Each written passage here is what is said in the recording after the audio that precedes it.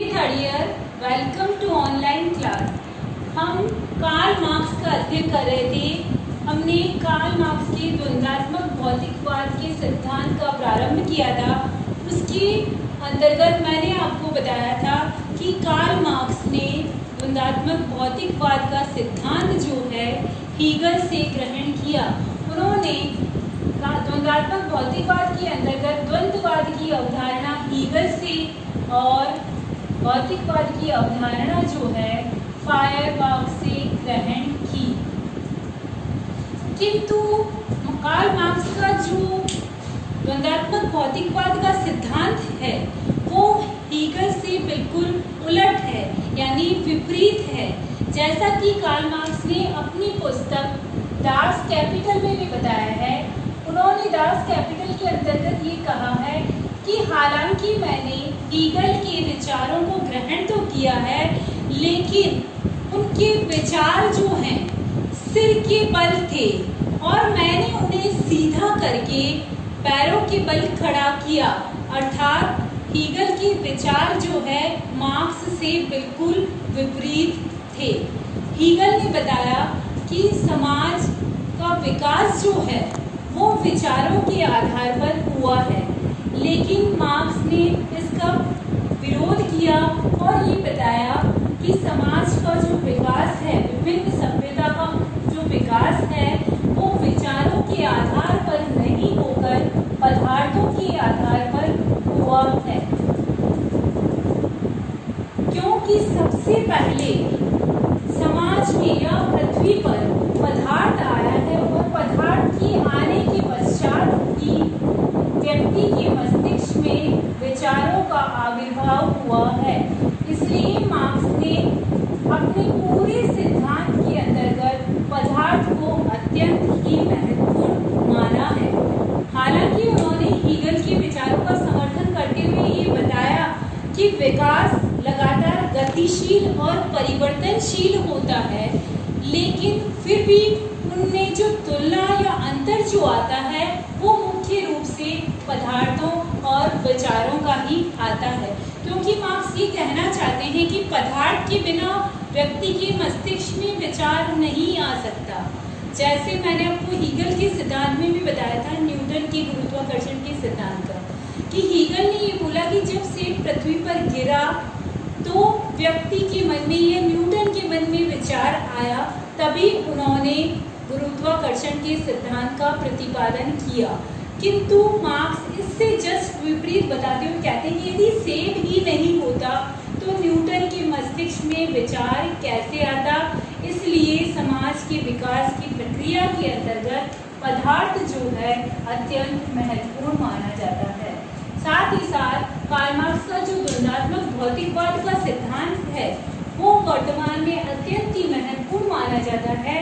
इसकी महत्वपूर्णता के मैं कुछ लक्षण या विशेषताएं आपको बताने जा रही हूँ कि कार्ल मार्क्स का सिद्धांत जो है वर्तमान में अत्यंत महत्वपूर्ण क्यों है। वर्तमान में हम देखते हैं वर्तमान समाज जो है औद्योगिक समाज है। औद्योगिक समाज के अंतर्गत परिवर्तनशीलता और गतिशीलता अत्यधिक तेज गति से हो रही है। ये गतिशीलता और परिवर्तनशीलता ही मार्क्स के द्वंद्वात्मक भौतिकवाद की प्रथम विशेषता या लक्षण माना जाता है। मार्क्स ने कहा कि समाज में जो भी प्रत्येक वस्तु पाई जाती है वो हमेशा गतिशील और परिवर्तनशील रहती है। कोई भी पदार्थ या कोई भी विकास या कोई भी समाज जब तक आगे नहीं बढ़ सकता जब तक कि उन समाज में दो पदार्थों के बीच किसी प्रकार का संघर्ष या अंतर विरोध नहीं पाया जाता है। जैसा कि उन्होंने अपने वर्ग संघर्ष के सिद्धांत के अंतर्गत भी बताया था कि समाज जब तक साम्यवादी समाज की स्थापना नहीं हो सकती जब तक कि पूंजीपति और मजदूर वर्ग के बीच संघर्ष नहीं होता है। तो उन्होंने अपनी दूसरी विशेषता के अंतर्गत बताया कि पदार्थों के अंतर विरोध के बिना विकास कभी भी आगे नहीं बढ़ सकता। साथ ही साथ उन्होंने यह बताया कि समाज में विकास के रूप में भौतिकवादिता को महत्वपूर्ण माना जाता है और इस भौतिकवाद के अंतर्गत हमारे समाज में जो महत्व पदार्थ, क्योंकि पदार्थ जो है वही चेतना को निर्धारित करता है। चेतना पदार्थ को निर्धारित नहीं करती है, इसीलिए पदार्थ जो है विश्व का मूल है। विश्व का विकास जो है हमेशा संघर्ष के आधार पर आगे बढ़ता है। मजदूर पूंजीपति में संघर्ष हुआ, अंत में जाकर मजदूर कामयाब हुए क्रांति के द्वारा और अंत में साम्यवाद की समाज की स्थापना हुई। तो ये सारी जो चीजें हैं वो सभी संघर्ष पर आधारित होती है। मार्क्स ने बताया कि समाज का जो विकास है, हालांकि वो वाद, प्रतिवाद और संवाद से तो गुजरता है, लेकिन उसकी स्थिति जो है एक सीधी और सरल रेखा के रूप में कभी भी नहीं होती है, बल्कि समाज में जो विकास होता है हमेशा टेढ़ा मेढ़ा या सर्पिलाकार के रूप में होता है। कभी उतार की स्थिति आती है तो कभी चढ़ाव की स्थिति आती है। जनसंख्या में हम देखते हैं भौतिकवादिता यानी आर्थिक विकास के अंतर्गत हम देखते हैं तो यही होता है कि कभी उतार और कभी चढ़ाव, इस प्रकार की स्थिति आती है। तो इसीलिए मार्क्स कहते हैं कि कभी भी विकास जो है एक सीधी और सरल रेखा के रूप में नहीं होकर एक सर्पिलाकार या टेढ़े मेढ़े रूप में होता है। जैसा कि उन्होंने अपनी पूरी विशेषताओं या लक्षणों के अंतर्गत बताया कि आर्थिक तत्व जो है वो हमारे समाज में महत्वपूर्ण है। वर्ग संघर्ष का सिद्धांत ले लो तो उन्होंने उसके अंतर्गत भी आर्थिक कारकों को अत्यंत महत्वपूर्ण माना है, क्योंकि पूंजीवादियों का जो संघर्ष है वो सिर्फ और सिर्फ आर्थिक कारकों की वजह से होता है। तो इस प्रकार मार्क्स ने अपने सिद्धांत को, द्वंद्वात्मक भौतिकवाद के सिद्धांत को वाद प्रतिवाद के द्वारा समझाते हुए ये कहा है कि ये सिद्धांत जो है उतार चढ़ाव के रूप में और सर्पिलाकार के रूप में आगे बढ़ता हुआ हमारे समाज के विकास में सहायक होता है। जैसा कि हमने अभी पढ़ा और आपको बताया भी है कि मार्क्स के द्वंद्वात्मक भौतिकवाद का सिद्धांत का अध्ययन करने से पहले हमें हीगल के द्वंद्ववाद का अध्ययन करना होगा। हीगल के द्वंद्ववाद का अध्ययन किए बगैर हम मार्क्स के द्वंद्वात्मक भौतिकवाद का अध्ययन नहीं कर सकते हैं। इसीलिए इन दोनों समाजशास्त्रियों में कुछ तुलनात्मक अध्ययन भी बताया जा सकता है। जैसे हीगल का आता है तो हीगल ने मुख्य रूप से किनके आधार पर समाज की विकास की प्रक्रिया को समझाया है, विचारों के आधार पर, किंतु मार्क्स ने जो है पदार्थों के आधार पर समाज का विकास समझाया है। यानी इसीलिए मर्टन ने कहा है कि प्रत्येक समाजशास्त्री जो होता है वो किसी अन्य समाजशास्त्री के कंधों पर खड़ा होता है, क्योंकि मार्क्स भी जो है किसके कंधों पर खड़े हैं, हीगल के कंधों पर खड़े हैं, क्योंकि उन्होंने हीगल से ही अपना द्वंद्वात्मक सिद्धांत जो है वो ग्रहण किया था। साथ ही साथ दूसरा जो तुलनात्मक अध्ययन के रूप में आता है कि मार्क्स ने अंत में जाकर वर्ग विहीन समाज की स्थापना का विचार रखा कि समाज जो है अंत में बिल्कुल वर्ग विहीन हो जाएगा या साम्यवादी समाज के रूप में स्थापित हो जाएगा। लेकिन हीगल ने ऐसा नहीं कहा।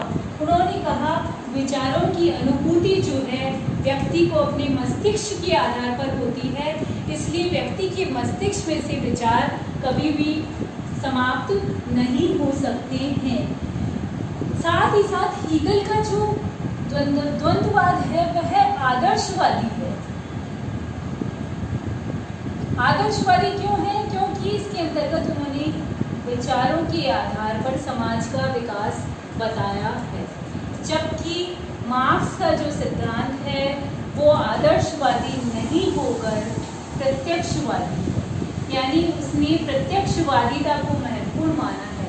उन्होंने कहा है कि विचार जो है वो अमूर्त है, जबकि पदार्थ जो है वो मूर्त है। तो जो चीज़ मूर्त है जिसे हम देख सकते हैं और छू सकते हैं, समाज का विकास भी उन मूर्त या प्रत्यक्षवादी आधारों पर ही होता है। इतना कुछ बताने के बावजूद भी कार्ल मार्क्स का जो सिद्धांत है उसके अंतर्गत बहुत सारी कमियां पाई जाती है, जिसकी वजह से कार्ल मार्क्स के सिद्धांत का जो प्रभाव है उस समय थोड़ा कम हो गया था।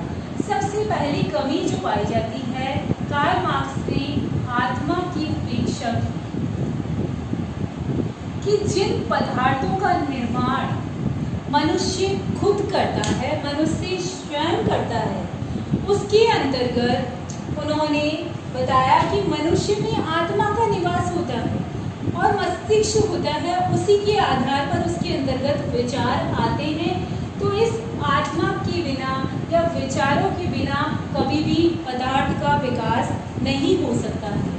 दूसरी जो आलोचना की जाती है वो उनके सिद्धांतों के लिए कहा जाता है कि यह असंगतिपूर्ण सिद्धांत है। असंगतिपूर्ण इसलिए है क्योंकि मार्क्स के द्वंद्वात्मक भौतिकवाद को हम बिना हीगल के द्वंद्ववाद को समझे बिना आसानी से नहीं समझा जा सकता है। तीसरी जो कमी बताई जाती है कि भौतिकवादी दर्शन है, अत्यंत भौतिकवादी है। भौतिकवादी क्यों है? क्योंकि इसके अंतर्गत भौतिकवादिता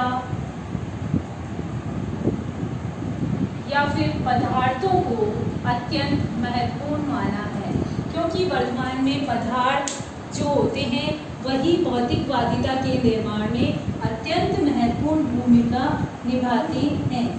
साथ ही साथ मार्क्स ने इसके अंतर्गत मनुष्य को पूर्णतया पदार्थों का दास बना दिया है या फिर भौतिकवादिता का दास बना दिया है, जबकि मार्क्स इस भौतिकवादिता के बिना भी अपना जीवन यापन कर सकता है। पांचवी जो कमी बताई जाती है वो ये बताई जाती है कि मार्क्स ने हमेशा केवल उत्थान का ही अध्ययन किया। उन्होंने ये बताया कि पदार्थों में विकास होता रहता है और आगे से आगे विकास ही होता रहता है, लेकिन हमने कई सभ्यताएं देखी, सिंधु सभ्यता, हड़प्पा सभ्यता, इनका उत्थान हुआ एक समय पर, लेकिन साथ ही साथ जो है इनका पतन भी हुआ। इसीलिए हम इतिहास को केवल उत्थान की कहानी ही नहीं कहकर पतन की कहानी भी कह सकते हैं। तो मार्क्स ने उत्थान के बारे में ही बताया, किंतु इसके पतन के बारे में किसी भी तरह की कोई भी अवधारणा प्रस्तुत नहीं की।